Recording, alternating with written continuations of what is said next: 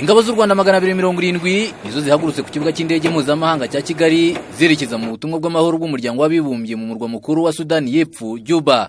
Zigiye zisanga izindi 123 zagiye mu minsi ishize, mu gihe biteganyijwe ko ingabo zizajya Juba ari 920. Ibikorwa byo kujyayo bikazasoza tariki 9 z'uku kwezi kwa gatatu. Umutwe wihariye w'abasirikare barwanira ku butaka n'abakoresha imodoka z'intambara. Umuvugizi w'ingabo z'u Rwanda Lieutenant Colonel Innocent Munyengango aragaruka ku nshingano zijyanye izi ngabo.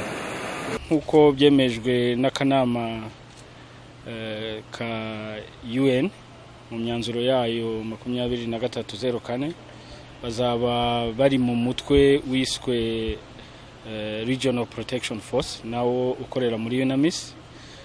Inshingano zayo akaba ari ukurinda umutekano w'abaturage n'ibikoresho biba mu mujyi wa Juba. Kuvuga ngo inshingano zayo nyamukuru no kurinda ibiri Ijuba. Mbere y'uko izi ngabo zihaguruka i Kigali, zabanje kuganirizwa na Major General Mubaraka Muganga ukuriye ingabo mu mujyi wa Kigali n'intara y'Iburasirazuba. Umuvugizi w'ingabo z'u Rwanda Lieutenant Colonel Innocent Munyengango avuga ko izi ngabo ziba zimaze igihe zitozwa kugira ngo zizasohoze neza inshingano zabo.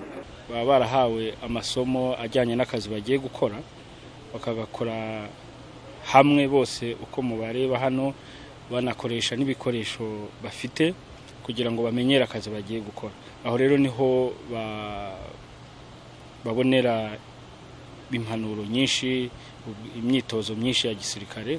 Hano rero n'ukongera kubibutsa ko u Rwanda rubatumye mu butumwa. Muri Sudan y'Epfo u Rwanda rufite ingabo zisaga 2300 zikora ibikorwa byo kubungabunga amahoro. U Rwanda rufite ingabo zarwo mu bihugu bitandukanye zisaga 6000.